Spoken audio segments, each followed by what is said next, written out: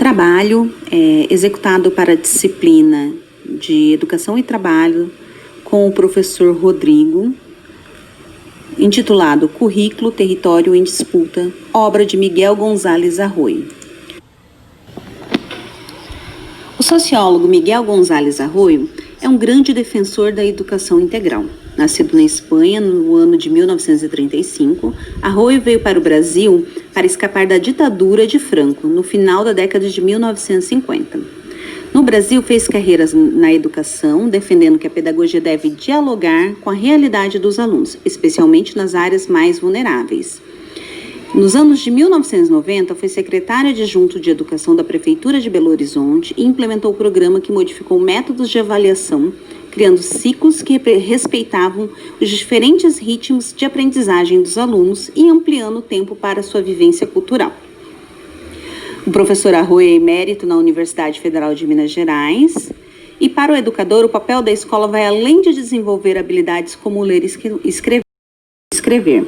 O professor defende que a escola deve formar cidadãos.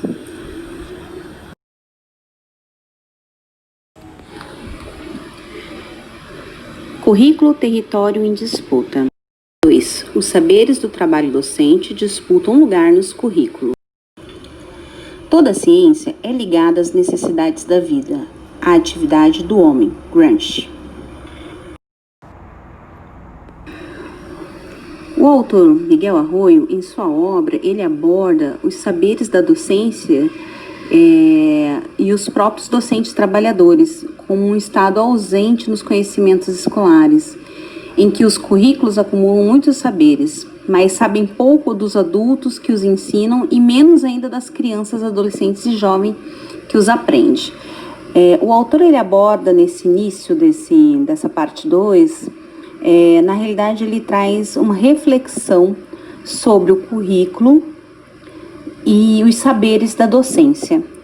Então ele começa com algumas indagações, dentre elas, por exemplo, ricos saberes acumulados. Por que esse acúmulo de conhecimento é ignorado nos currículos? Acredito que o autor, nessa parte, o que ele quer trazer para a reflexão, que para além da teoria, também a prática, a vivência.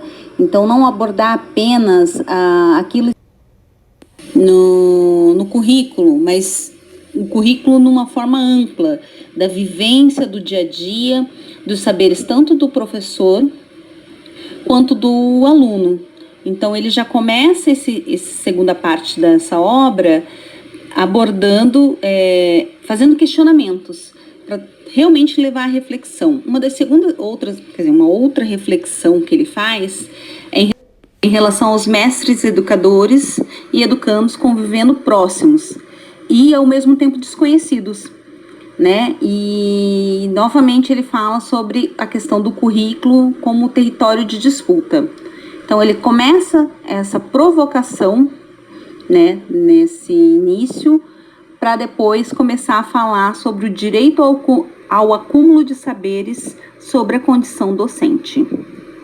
O professor Arroyo, no subtítulo Direito ao acúmulo de saberes sobre a condição docente, aborda a temática ainda de forma provocadora e faz mais, nos traz uma reflexão de olhar para dentro. Na página 72 de sua obra, ele afirma: os educadores nos entenderíamos melhor se nos olhássemos no espelho dos educandos. Nosso trabalho está atrelado aos limites do seu sobreviver, como seu direito ao conhecimento está atrelado aos limites de nosso viver profissional.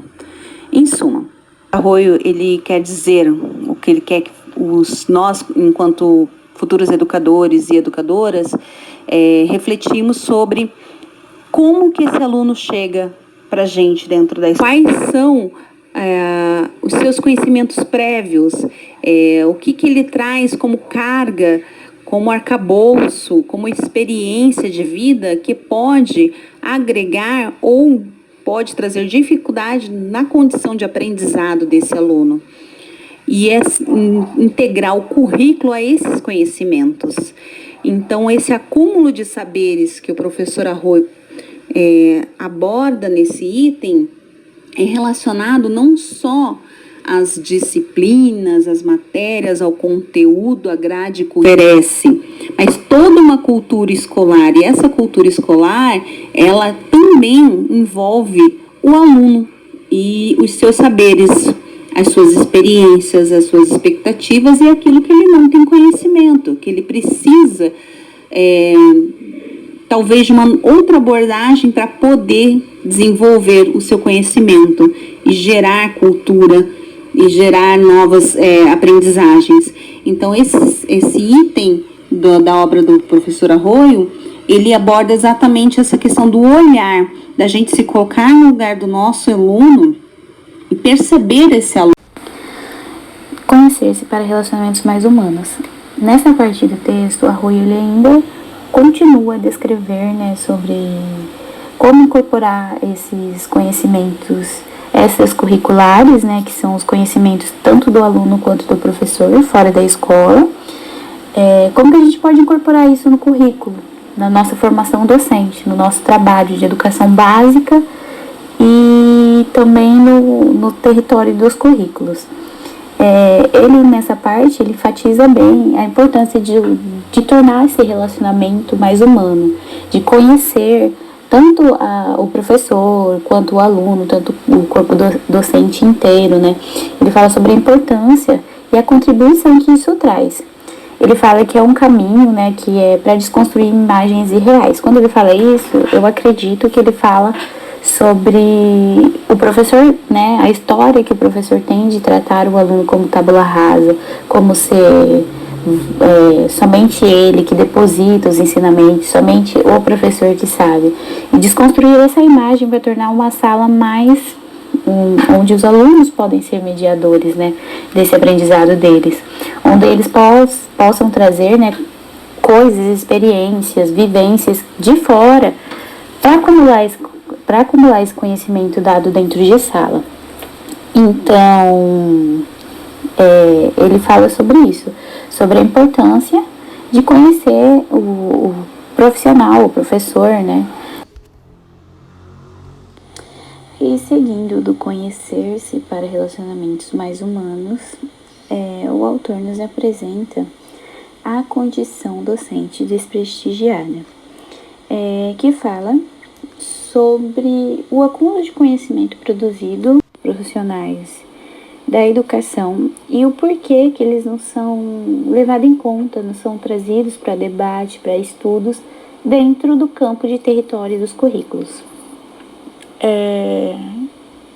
Para trazer, né, essa resposta, para procurar o porquê que não é levado em conta, né, esse conhecimento, o autor ele faz uma reconstrução histórica do magistério e nos mostra que a ideia, né, a desvalorização social, política, cultural do magistério sempre esteve presente. E isso levou muito, se leva assim em conta até hoje, dentro desse âmbito de território dos currículos. Ele fala que não merecia prestígio por ser fundamental e básico. Ele era levado como ensino primário, elementar, então ele não merecia prestígio nenhum.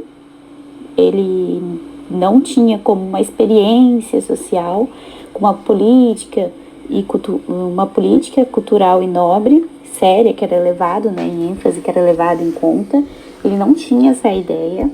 Ele só tinha, no caso, só se tinha, né, essa ideia de educação naquele tempo como instrução pública, como algo dado, um ensino dado a todos.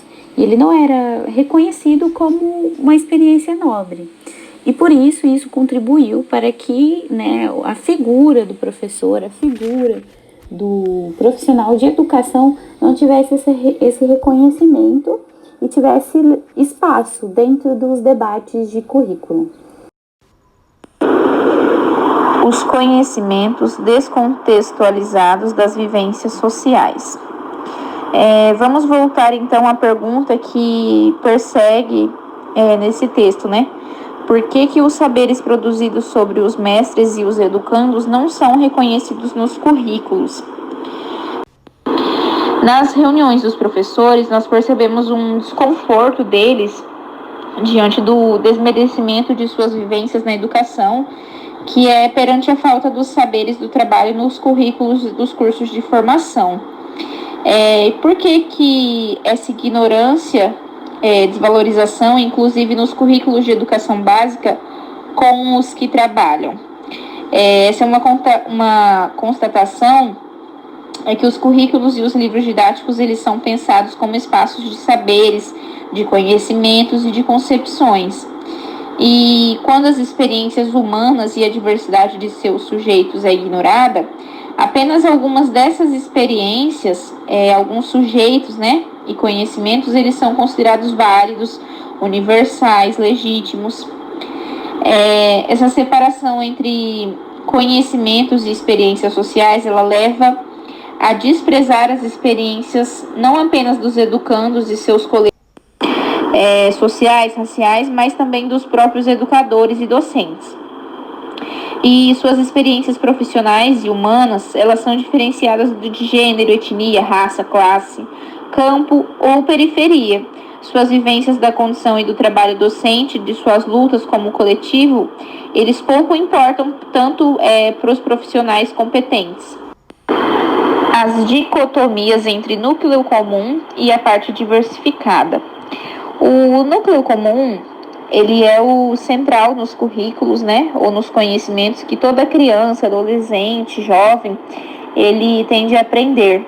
E é pensado comum em contraposição a diversificado. O comum são aquelas verdades, conhecimentos que não trazem as marcas das diversidades regionais, da diversidade de contextos concretos de lugar, classe, raça, gênero, etnia. O comum é um suposto ser humano, cidadão, genérico, universal.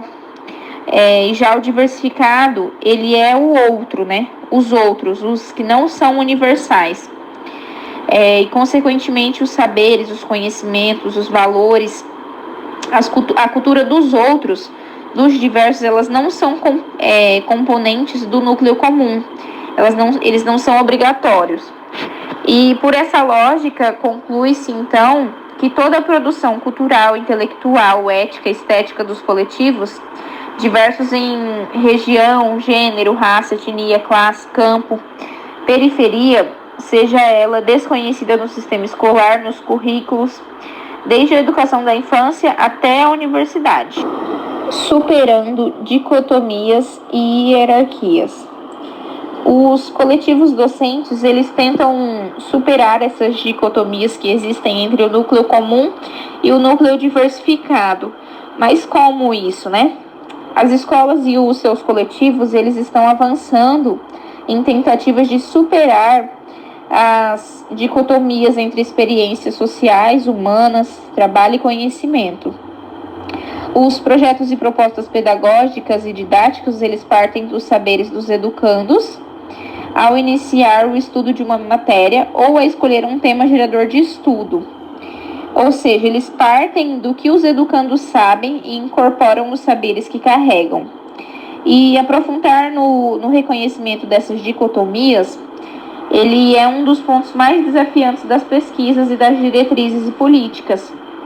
Até duas teorias do conhecimento, de sua seleção e legitimação. E um ponto que merece entrar na pauta de luta do magistério por sua valorização é esse, de superar essas dicotomias.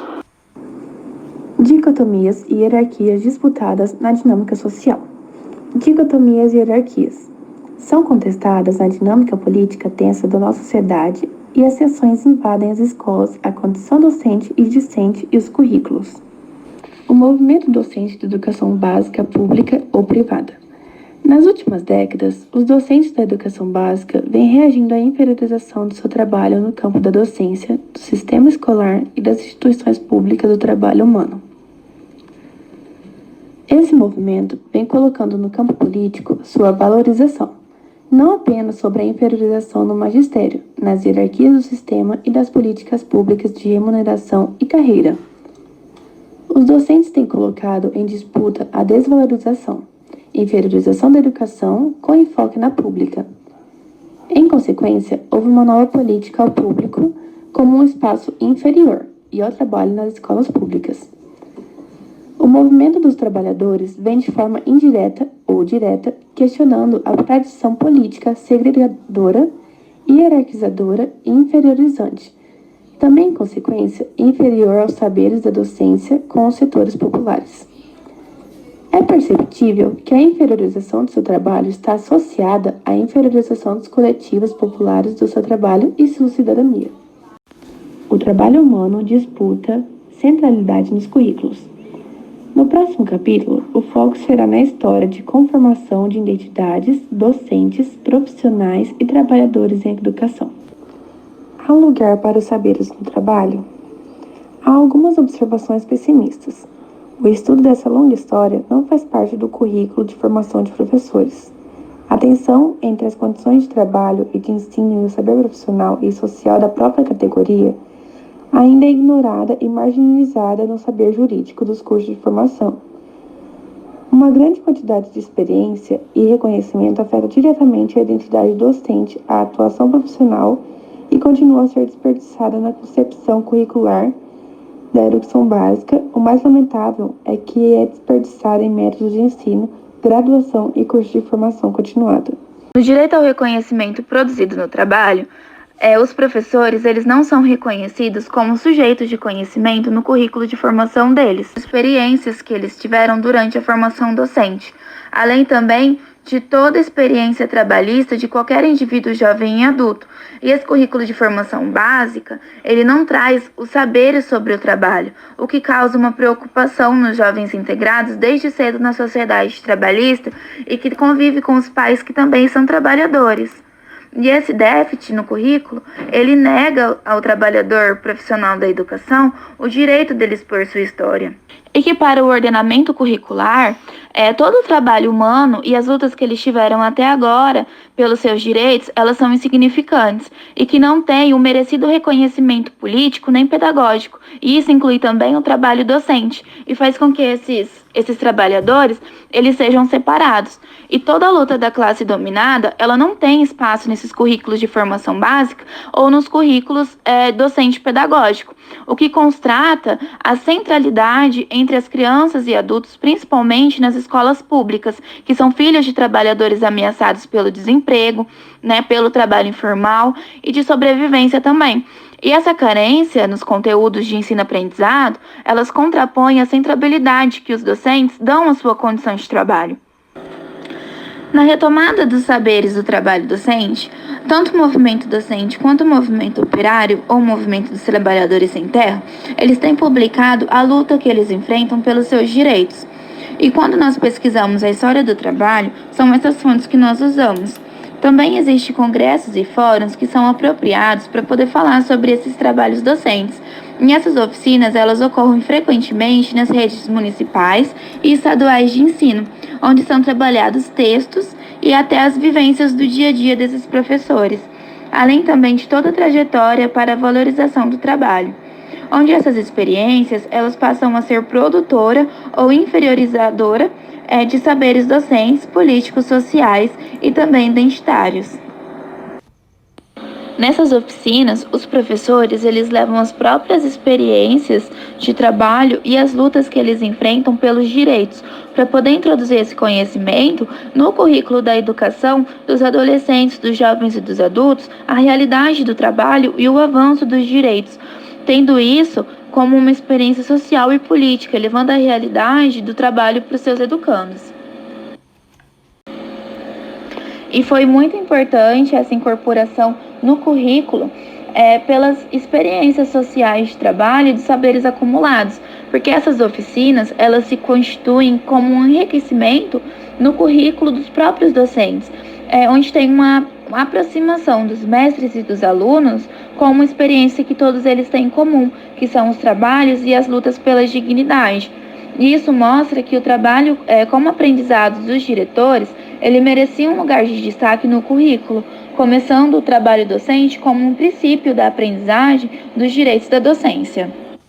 Tempo de aula como tempo de trabalho, as oficinas elas procuram mostrar não só o docente como um trabalhador da educação, mas também o tempo que os alunos passam na escola como um tempo de trabalho, onde o professor ele busca sempre se qualificar, ampliando seus conhecimentos e os materiais que ele usa para poder garantir o direito do conhecimento para os seus educandos das escolas públicas e mostrando o direito do trabalho sendo um conjunto de direitos que são negados para eles, que são os direitos da igualdade, da dignidade e da justiça. E durante esses debates, os professores, eles levam as experiências que eles tinham quando também eram alunos e todas as dificuldades que eles tiveram, tendo essa aproximação entre docente e discente pelas experiências e as questões que eles têm sobre a precariedade do trabalho humano.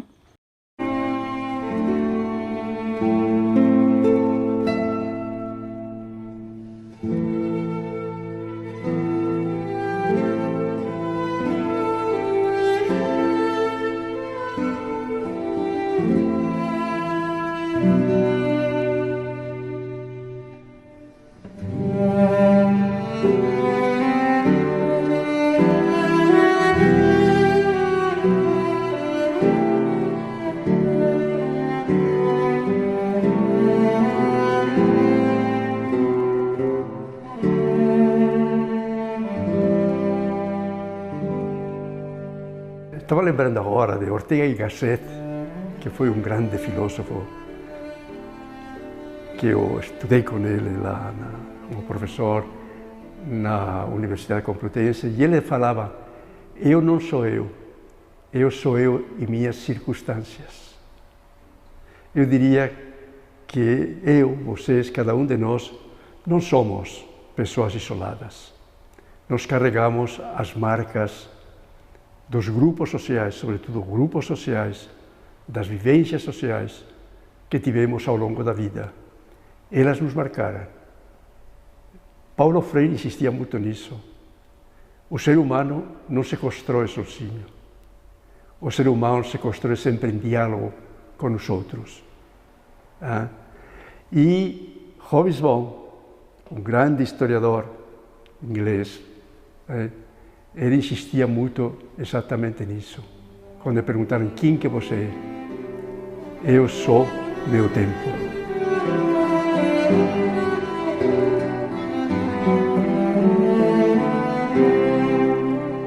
Essa é um pouco a minha visão, a visão de que somos o tempo que vivemos, os coletivos com quem convivemos, até com quem brigamos.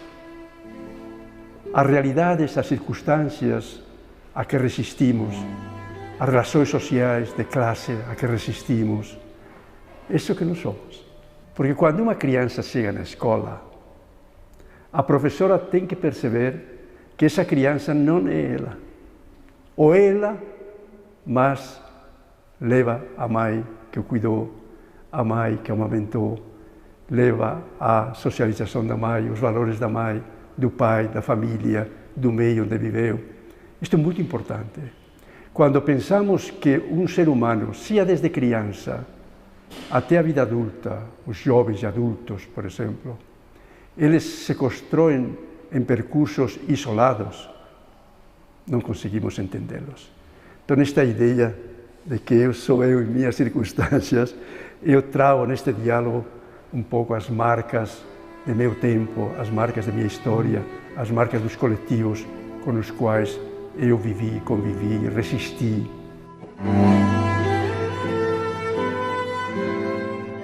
E eu nasci numa comunidade agrícola, uma comunidade de camponeses, de agricultura camponesa, de agricultura familiar. Este ponto me marcou muito, porque na agricultura familiar você começa a trabalhar como membro da família e tem um papel a cumprir como membro da família em cada tempo humano. Você pode ser criança, mas já vai ter que realizar as tarefas que correspondem na agricultura familiar para a criança, depois para adolescente, depois para jovem. E é diferente para homem ou para mulher. As tarefas para a mulher são umas, as tarefas para o homem são outras. Mas todos trabalham, todos fazem parte dessa agricultura familiar. Isto me marcou profundamente. De tal maneira isso me marcou que já queria trazer isso um pouco mais para agora, né? Eu tenho um vínculo muito estreito com o movimento Sem Terra. E por que isso? Porque de alguma forma me remonta para minhas origens. É como se estivesse cutucando minhas raízes. Né? Quando eu vejo lutando por terra, meu pai não chegou a lutar por terra, porque lá é um pouco diferente de aqui. Mas ele recebeu a herança de seu pai, de seu avô, tá?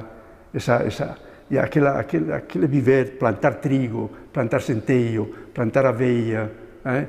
Plantar parreiras, plantar uva, porque aquela região é muito boa para vinhos. E até hoje, tem plantações que eram de meu pai.